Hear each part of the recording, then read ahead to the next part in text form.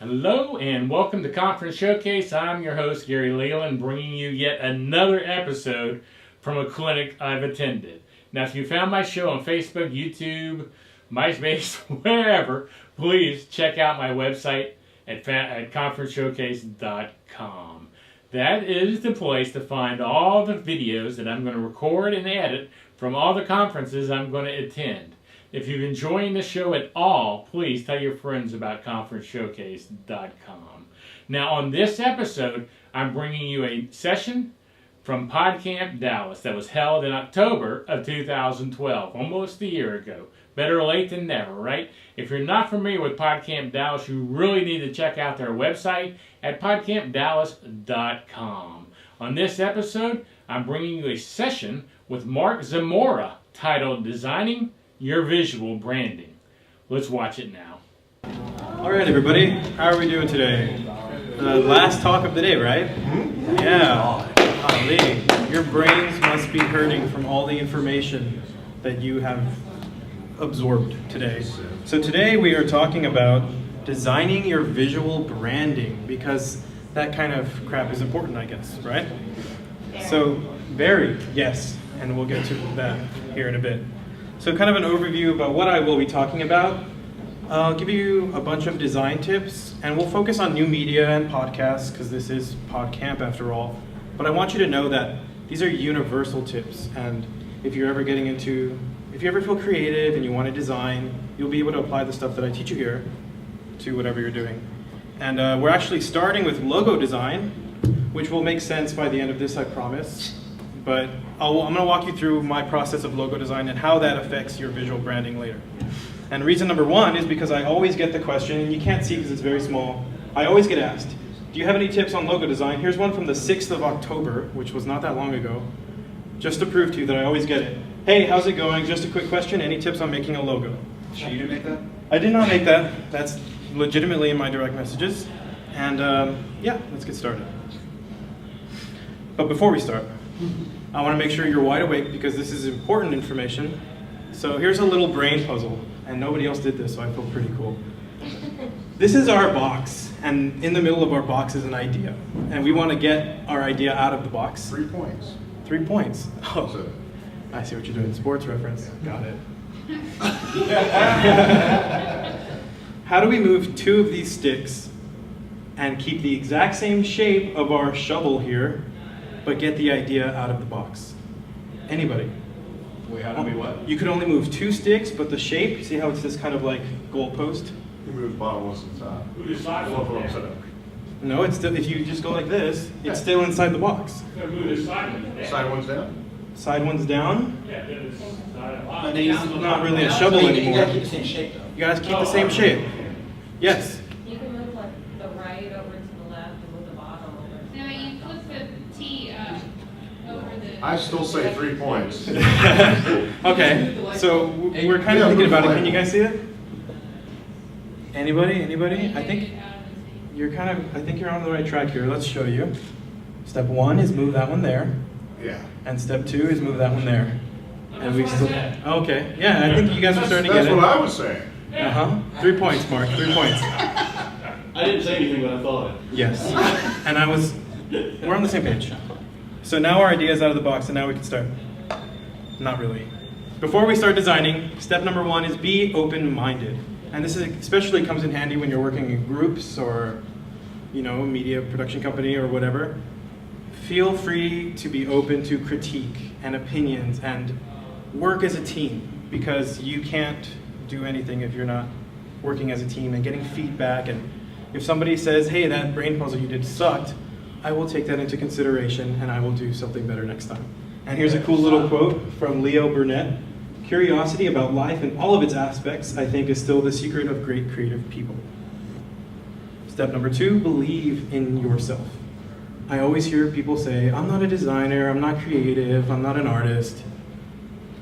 The quote, every child is an artist. The problem is staying an artist when you grow up, and it's very true. We all start, we all draw with crayons. There is art in us, and everybody can be creative, even if you think so or not, but for now, believe. And step number 3 is don't let design become a chore. I always hear people say, oh, you love video production, just wait until you start doing it as work. No, I still love it. I love doing graphic design. I don't let creativity become a chore, because that's lame. Creativity is something fun. Creativity is contagious, pass it on, Albert Einstein. That's what I hope to do today. That's my goal. And now we're really ready to start. So coming up with a theme or idea is your first step. And for shows, podcasts, new media, it's a little easier, because if you're doing a show about sports, fast pitch softball, for example, you kind of have a theme to run off of. Maybe some artwork you do. So you have your show topics and your different kinds of segments, and once you have a theme, you want to find your message. What do you stand for? What are your goals? What are your ethics? You know, as an individual, branding is very important. What do I stand for? You know, am I against this topic, or am I, you know? For example, I don't think my example's coming up yet, so I'll wait. Once you have that message, you want to turn that message into a symbol. So if you're starting a show about zoology I have here, and you Google image search zoology, see what comes up most. And the reason you do this is you want to find common themes within your message, because common images mean a wider appeal. The WWF, and I don't mean the wrestling, don't get excited, Kyle. They have a panda as their logo. So let's Google image search zoology. These are images that legitimately come up when you Google search zoology. And I see a bunch of animals, great, but let's look for a motif or a theme. So let's get rid of the extra crap. And I have two themes. I have jungle cats, and I have pandas. So those are two images that obviously a lot of people associate with zoology. So if I want a really edgy company, I could go with a lion. Or if I want something charitable, like the WWF, I could go with a panda. Here's my example. Pelpina's company, which I work for, Manchu Media, when we were coming up with the name and we were coming up with the branding, we learned that Manchu means pure in Chinese when used as a boy's name. And our goal was to make content that's for the benefit of the world, or at the very least, it's entertainment. So when you Google image search pure, I mean, it's water, you know, it's water, and then also it's media. And if you look in the back here, that's my thought process behind designing the logo. We started off with something square, and it's a film strip. We move on to, I finally started getting my groove, and it's a water drop made out of a film strip. Took it into Illustrator, we started playing around with that idea, and eventually we came up with the final logo. Here's another example, My Mobile Life, Callie Lewis's other show, is what I like to call it. When we were coming up, well, Norm Flores and I, for those of you who know Norm, when we were coming up with the logo, he came up with the idea of the signal bars on your phone standing for an M, mobile, kind of makes sense. And then I threw in the idea, well, life, kind of like a battery, you know, mobile life, get it? And then, so we combined the two, and we figured full bars and full battery, full of life, it's a positive image. And notice the colors, because we'll get to that later. But one more example. Totally Awesome Food Show, Dave Curley's thing. He's going to be showing the process of cooking, and tomatoes. I don't know why I put that as a bullet point. That doesn't help me at all. But I like that one. Awesome sauce. It's for the audience, yes. This was the logo that I came up with for his thing. Totally Awesome Food Show. It's a knife, and you can see the knife kind of forms letters there, and it's a tomato. Subliminally, it's also a television. If you look, it's a square tomato with antenna leaves. But you see how we have a theme on each one, and we have a meaning behind it. It's not just, this looks cool, I threw it together in Illustrator, and I like it a lot. So now we're really ready to get our pencils to paper, and I mean that quite literally. You want to start simple, black and white, 2 colors, grayscale. Because real colors complicate, and you want to think symbolism, because you're designing a symbol that stands for something, not logoism, because that's not even a word. Think of a symbol. What do you stand for? And designing in black and white prepares you for print. And I know, wow, I'm doing video, or I'm doing an audio podcast, I might not print. You should print. You should prepare yourself for all forms. I'll get into my design rant later, but. And another reason is because it's easier to scratch and start over if you're doing it in black and white. You're not tied to anything. You're not tied to, I really like blue, I want to do blue. It's easy to just erase and start over. Here's an example. Here's a nice little logo we made of a star for Pink Star Incorporated. And that's it in black and white. And you almost lose the star entirely. You want to maintain your branding. Don't lose your branding. And if I were to send a fax to somebody and they only have black and white ink, I just lost my branding. Take care of your brand visually. Because I did it in black and white, that third example over there is maintained. And this is just showing this example again, so you can see them more up close. I started in black and white, and I started on my Nexus 7 tablet just sketching. Still on my tablet, but once I really thought this idea was sweet and I really liked it, I moved on to this one. And I started playing with colors. You can't tell because I muted it, but this was blue and this was purple. I obviously wanted it to be cool because it's water. Water is usually blue. Went on to this one, and then finally the final design. So you can kind of see my process there. Now it's time for color, and color can change everything, as you saw from my example, the black and white example. So just like we went through a long process of finding symbols and your message, colors can have meaning as well. And this is where things really get dramatic. Because colors can impact people's emotions as well. Like blue is a nice color, it's calming, but if used wrong, it could be very dreary or depressing. So I actually brought my color wheel, it's in my backpack, but a color wheel is a designer's best friend. And if any of you go out and pick up a color wheel, you'll look on the back and it'll actually give you answers of what colors go together. For example, red, blue, and yellow, primary colors, it'll show a triangle. And if you just rotate your color wheel, it'll say, you know, reddish orange and whatever other colors are there. Yeah, sure. Let me get my color wheel so I can show you.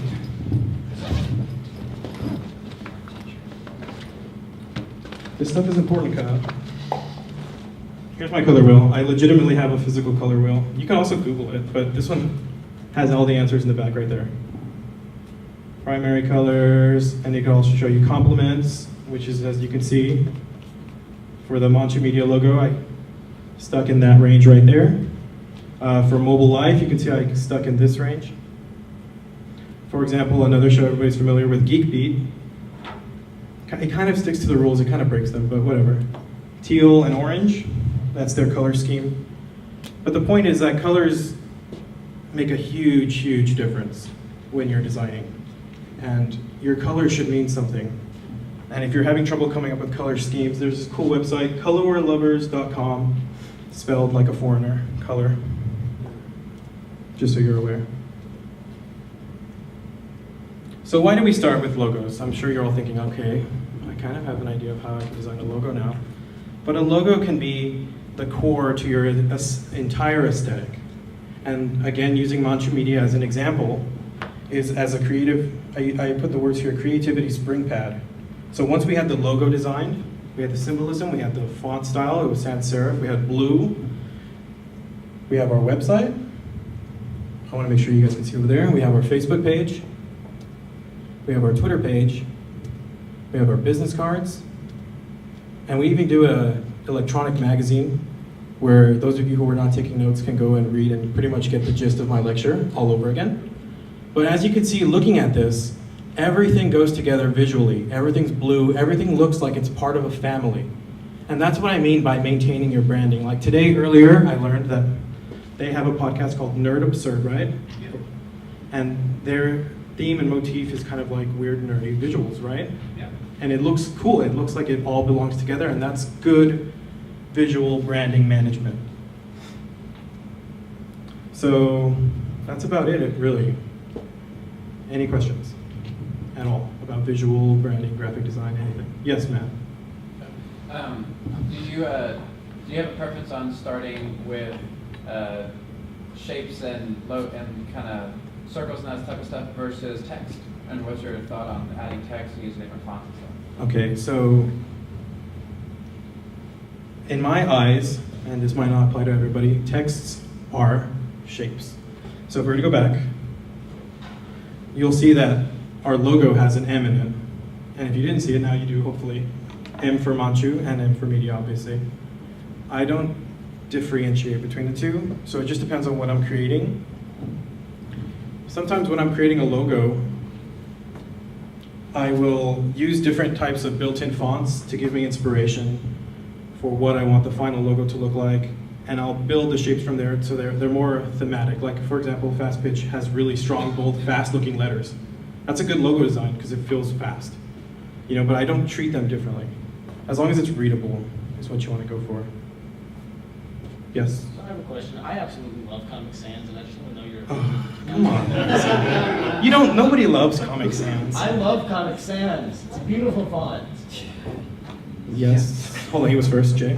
So like, I like design a lot. So like FedEx, if you ever notice FedEx, you notice the E and the X will create an arrow in the middle. So it's basically, you know, branding FedEx, but it also has an arrow saying direction. Yeah. So you can play on like letters and actually create shapes with those letters and basically, you know, convey that message as well. And you'll actually, if you were to take a design course, you would learn a lot about using positive versus negative space. For example, again, if you look, our negative space creates, a negative space is space you're not using, obviously, but negative space creates the M. And if you saw in the previous iterations of the logo, it's actually creating a film strip. We changed it from a film strip to more of a timeline because it's new media and film strips are not really used anymore, but yeah, he's right. You learn about creative uses of negative space, and FedEx is a great example that everybody brings up. Yes? Can you kind of go back and touch on do you start with more of a logo or with text? Do you have a preference on starting first or? Well, not really. I mean, it just depends again what your message is. It depends on, it's case by case basis. I really don't ever depend on a certain starting point. If I'm doing a really serious company, more likely it'll be text. For example, I'm also doing the news desk with Mark Hopkins in the back, and when I was designing the logo for that, I knew it was a more serious news program. And I designed the logo as text because it's more formal and it's more serious, I guess.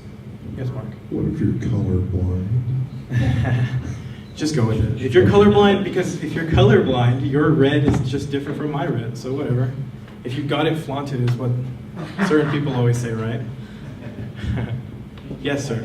I don't have a logo yet, but I have one for as an idea. Okay. And my website is a hobby website called A Galaxy Called Dallas, and so I've used a photo of a galaxy with the text for the title. Right. And to make it turn out on white paper and everything, I just inverted the photo. But Right. as far as design on the rest of my website with lettering and other Right. things, will the color wheel still be able to help me, or do I have to kind of get creative? Okay, so as far as what I'm imagining in my head is a blue, black, and purple galaxy. Pretty much. Those are your colors. Okay. They came from the imagery. You know what I mean? And maybe just different shapes and variations Exactly. for the letters. Just like I was showing you, we have different shades of blues, and we also kept neutral gray just because it looks cool. Blue and gray, I like it. Yes. Any more questions? On what he just said about using an image as a backdrop for text, especially when you get into vectorizing and more professional graphic design, if you will, you want to be really careful about doing that, just because I'm sure it looks great. I haven't seen it. I'm guessing your text is white on a dark Yes. galaxy. See, he's doing a good job. A lot of people, the person that sent me that tweet actually sent me an example of their logo, and it was a blue background with blue text on top of it, surrounded by blue. And if you look at that, you can't really distinguish between each piece. That's why we start in black and white also, is because you get those contrasts. And that's also how the color wheel can help you, because colors that are opposite on the color wheel will stand out against each other. Lakers, purple, yellow. That was another sports reference for you, Mark. Mark? Keep quiet. Yes. That shirt. Look at his shirt. That's not exactly, opposite on the color wheel, but pretty close. So, Yeah. what does the color wheel say about one of the most iconic logos in our nation's history? Which one? For truth, justice, and the American way. Mark's shirt, the Superman logo. Well, that's easy. Primary colors: blue, yellow, and red. Well, again, if I turn my wheel, so this up here is pointing at red, and I follow my triangle, it goes to yellow, and over here it goes to blue. It's just, for some reason it works, and it's a standard. So when you're talking about preparing for the roll to print, Yes.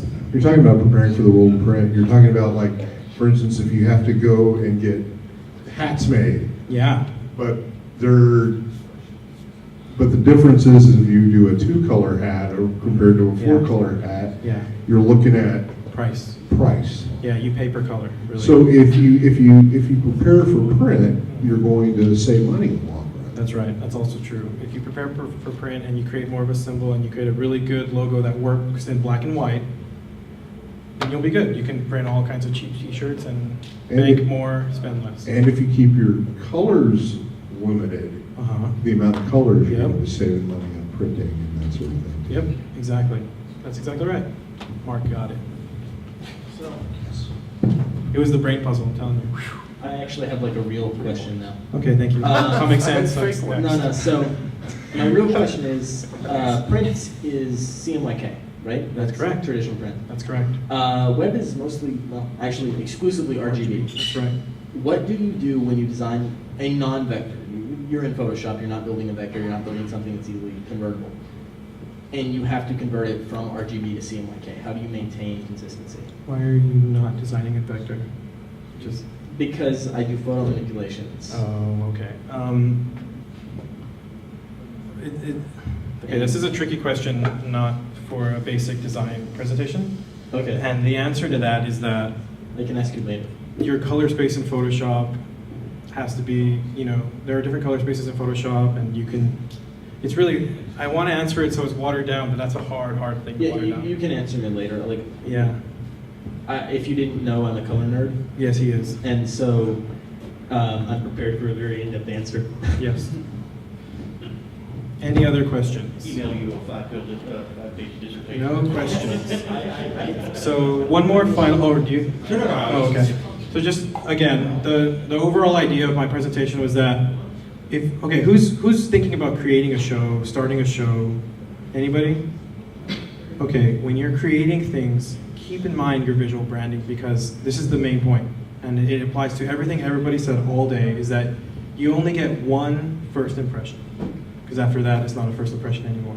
And you want to make a good first impression.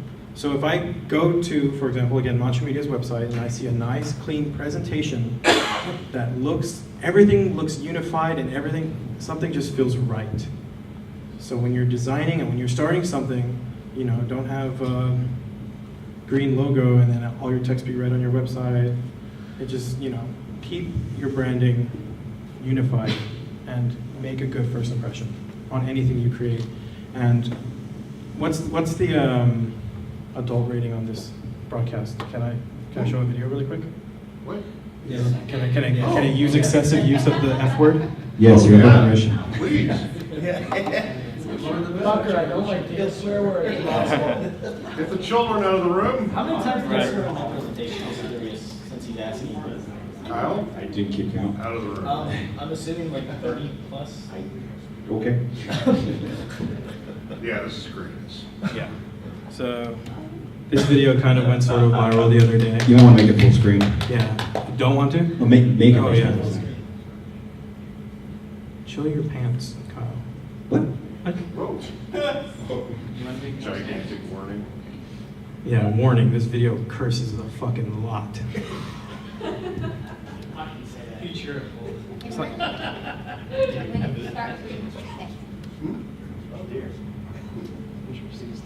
okay, wait, his computer's muted. No, yeah, I had it, sorry. He was trying to be polite. Well, we also don't have audio going in. No, don't worry. You hold the mic up to the speaker. Yeah, because it'll be awesome. Here's why America's fucked. Okay? Graphically, at least. I was on eBay back in Michigan. I was on my way back out west, and I bought a fucking sign. 28 feet high. Like, I've heard people like drunk dialing while I drink much, and I was a little tipsy coming home from with some friends, and I was like drunk eBay. I bought a fucking sign. 28 feet. So next one, my dad, what the fuck? How are you gonna get a sign and you fucking sound wagon, $300. So I get down there. I get all the way down there. 3 days later, to Daly, Missouri.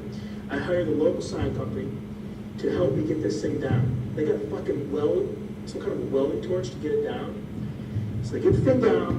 All I can take are 2 arrows, a couple bolts, a couple little, patent plates, and a couple little manuals, and the rest of it It just goes away. Well, a Russian family bought this little hotel, the Sunset Motor Lodge. And this thing didn't work anymore. So they hired this local sign company to make a new sign. And while we're there, shooting the shit, waiting for the sign company to show up, I'm like, well, can I see the new sign? What it's going to be? And I'm excited, because this is a beautiful old 50s sign. So this little Russian lady, she pulls out this little folder. But the first thing I see in the folder is an invoice for like $15,000. And I'm like, ooh, she's digging through. She pulls the page out, and it is this fucking hunk of shit, Corel Draw. Corel Draw. Line drawings of a bird, Sunset Hotel, and Blippo Bold.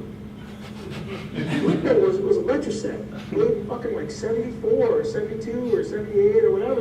And it was just like no history, no respect for this great little motor lodge.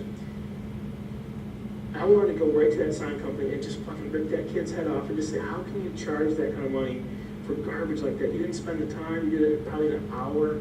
How can you let that go up and just pollute America? It just stripped everything that was good off this little motor lodge. So had the little plastic keys on the key behind the thing on the little hook. Not a fob, not a fucking Domino's card, credit thing. The little thing with the number, the grape type.